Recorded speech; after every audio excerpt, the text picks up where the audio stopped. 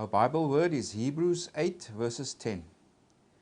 For this is the covenant that I will make with the house of Israel. After those days, says the Lord, I will put my laws in their mind and write them on their hearts, and I will be their God, and they shall be my people. So, first, let's have a look at the context of Hebrews. The epistle to the Hebrews. According to some early church sources, it was attributed to the Apostle Paul. For example, already from the 2nd century onwards, all of Paul's writings were collected together. And for some, this epistle was also added to this collection of Pauline epistles. But others in the early church also said they don't know who wrote this epistle. And for example, the early church father Origen, he said, but as to who actually wrote the epistle, God knows the truth of the matter. And that is quoted by Eusebius in his church history. So already in the early church there was question mark, who wrote this? And today scholars and theologians generally accept that Paul did not write this epistle, because the language is too different. The Greek grammar and style is too different. Also the theology is quite different if you compare it to Paul's epistles. So who wrote this? God knows who wrote this epistle. And also where he wrote it, for whom, we also do not know, because there's no real clues in the text. Maybe to people or Christians in Rome, because there's this reference to Rome towards the end of the epistle, etc. But exactly who wrote it and to where, which Christians this was aimed, we do not know. But what we can know is that it was aimed at Jewish Christians. And maybe it was written before the temple was destroyed, around 65 AD or so, because the author also writes as if the temple is still standing, the sacrificial system in the temple still operating, but it could also have been written quite after this, or after this time, or after the temple was destroyed. So it was aimed at the Jewish Christian audience. And what we do know is that they were being persecuted, they were being harassed. And there are different phases that you can recognize in the epistle what this community has gone through.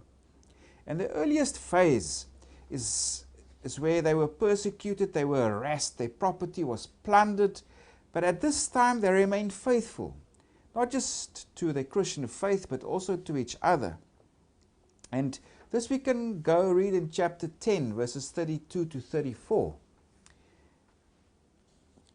If we go there, the author writes, but recall the former days in which after you were illuminated, you endured a great struggle with sufferings, partly while you were made a spectacle, both by reproaches and tribulations, and partly while you become companions of those who were so treated. For you had compassion on me in my chains, and joyfully accepted the plundering of your goods, knowing that you have a better and enduring possession for yourselves in heaven. So yeah, the author writes to this earlier time period. He himself was in prison. They came to visit him also. And these Christians, their property was plundered. The city officials, whoever, turned a blind eye, and they were people around in the community, they were targets of abuse. And now, a little while later, this kind of harassment has continued, and it's difficult. And some started getting tired, and they started withdrawing from coming to Christian fellowship. And we can also read this in chapter 10, verses 24 and 25.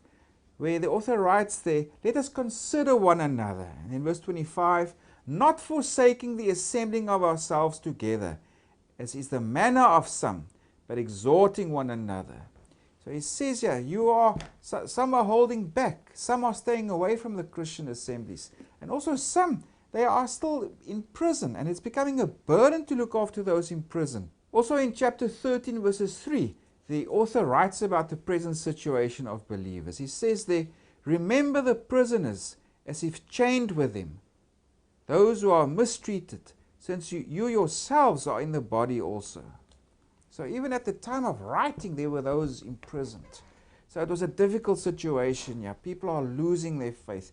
They are withdrawing. There are those in prison. The community is still being harassed on a continual basis.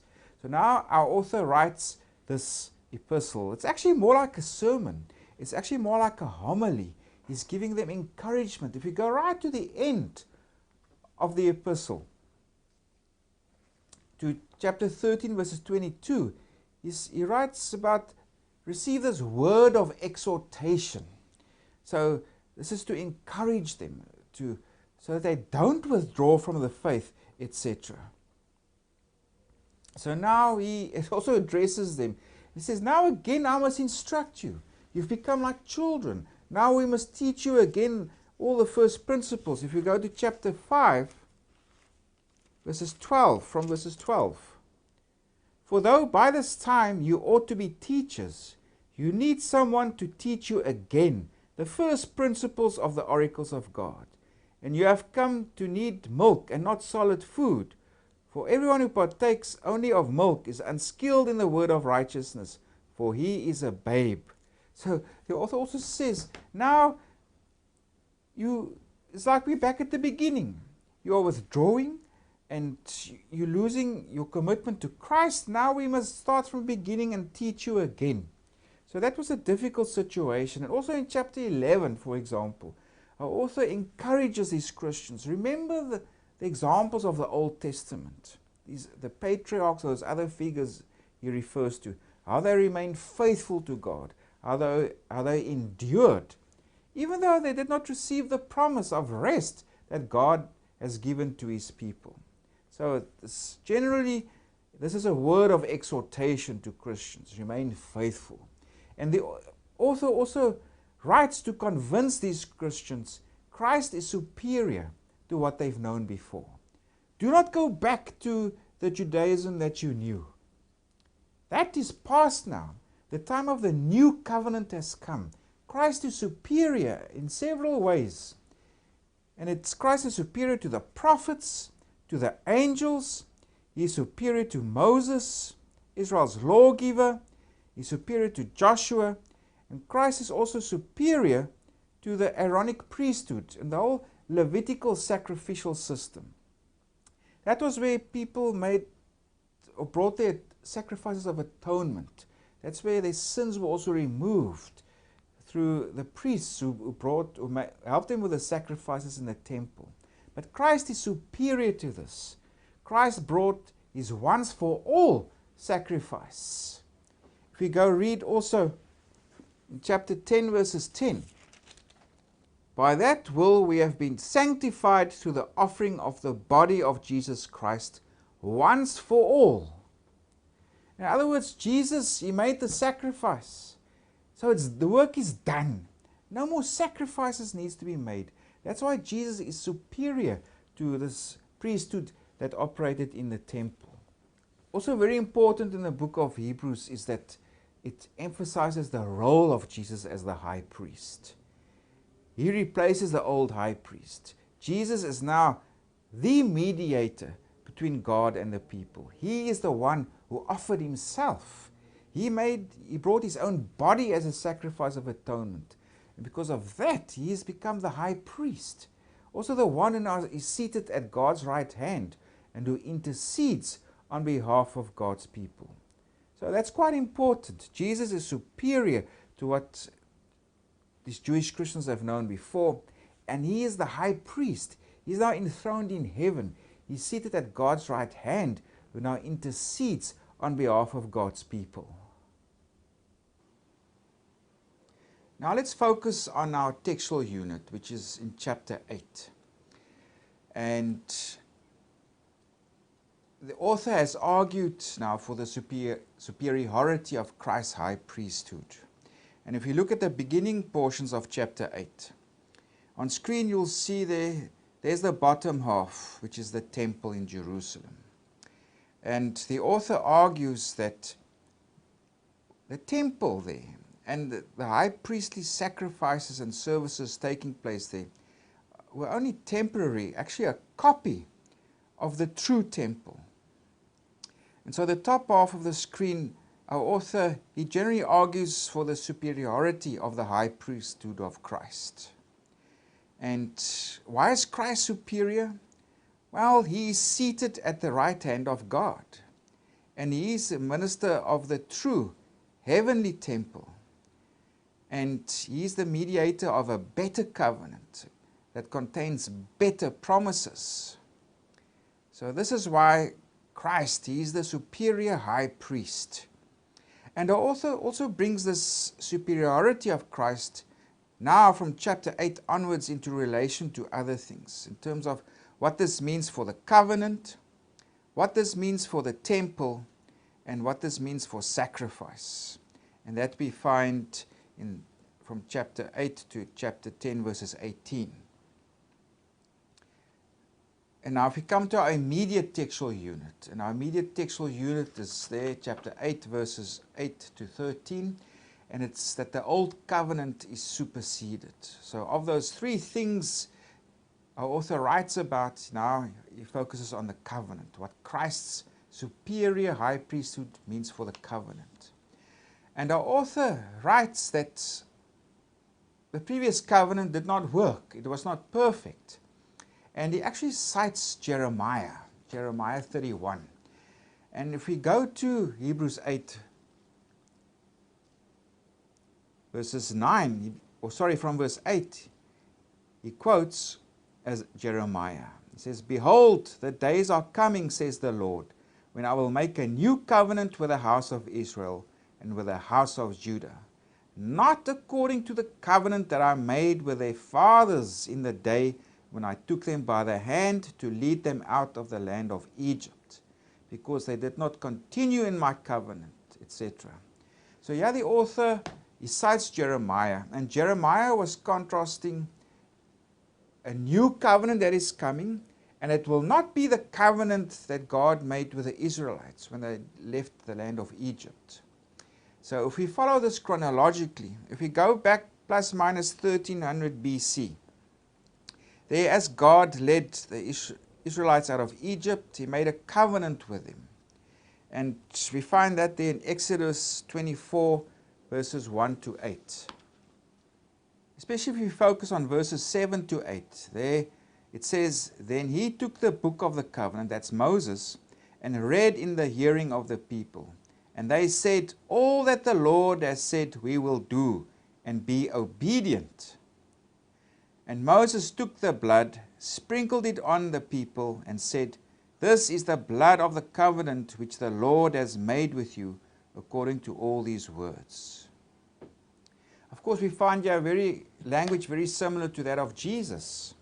When he celebrated the Last Supper with his disciples, he said, "This is my blood of the new covenant." In other words, the sprinkling of his own blood initiates the new covenant also through his sacrificial death. But here, Moses made a covenant, and a covenant is like a contract. It's an agreement, so to speak, between God and his people. God expects obedience. You will obey my law. And if you obey my law, you will be blessed. You will have the land, and you will have many children, and you will have big crops in your agriculture, etc. And in addition to this covenant mentioned in Exodus 24, there was another one that we find in Deuteronomy. If you go to Deuteronomy 29 verses 1, there's also a covenant that is spoken of. So that's at the time of Moses, when he led the Israelites out of Egypt. Now let's move forward to the time of Jeremiah. If you go more or less to the year 621 BC, what happened there is that a scroll of the law was discovered by Hilkiah, the high priest. And this probably refers to Deuteronomy, or an earlier version of Deuteronomy. And this inspired a covenant renewal by the king Josiah. He called all the people and the leaders of the people together, and they made an oath or a covenant renewal to God, because they discovered this book of Deuteronomy, and they said, no, we must do this, and we affirm this, what has been written there in Deuteronomy 29 verses 1. And you can read about that in 2 Kings 23. But despite this affirmation or covenant renewal by the king Josiah, Jeremiah recognized that this is not going to work. And Jeremiah speaks of a new covenant that will come. And this is what our current author of Hebrews, he writes plus minus 65 AD. This is what he refers to. He refers to the new covenant that was brought by Jesus. And he speaks also of the better covenant. If you read initially the early chapters of chapter 8. And this better covenant also contains better promises. So, what are these better promises that our author speaks about? And of course, he quotes from Jeremiah. Jeremiah 31 verses 32 to 34. And now we come to our Bible word. For this is the covenant that I will make with the house of Israel after those days, says the Lord. I will put my law in their mind and write them on their hearts, and I will be their God, and they shall be my people. So that's the first better promise, where God says, I will put my law into their hearts. In other words, God's going to give a new nature to his people that will enable them to be obedient. So there's actually three of these better promises that Jeremiah contains, and that is also quoted by our author of Hebrews. Firstly, like I mentioned, this is the implanting of God's law in their hearts. That's where they will get a new nature and the ability to do it. The second better promise is personal knowledge of God. People will know God. They will experience him. They won't need to be reminded by God. Because it's also often said in the Old Testament that people forget God. They don't even know who he is. And the third better promise is that there will be a forgiveness of sins. So these are the better promises mentioned in verse 6. If we go to chapter 8 verse 6, let's just read it quickly. But now he has obtained a more excellent ministry. Of course, this is Jesus, inasmuch as he is also a mediator of a better covenant, which was established on better promises. So these are the better promises. The implanting of God's law in their hearts, personal knowledge of God, and also that there will be a forgiveness of sins. So this is how the superiority of Christ's high priesthood relates to the covenant. Christ has established the new covenant. He is the mediator of the new covenant. With this new covenant are better promises. And now in verse 13, our author also says, in that he says, a new covenant, he has made the first obsolete. Now what is becoming obsolete and growing old is ready to vanish away. So if our author wrote about 65 AD, this was close to the Roman or the Great War, and where the temple was eventually destroyed in 70 AD. So our author is arguing the new covenant has superseded the old covenant, and the old covenant is already on its way out. It's nearing its end, as it says here in verses 13. So this is about Jesus. He is the high priest par excellence. He's the minister of the new covenant, mediator of the new covenant. He ministers in the true temple, the heavenly temple, and this supersedes and replaces the old covenant.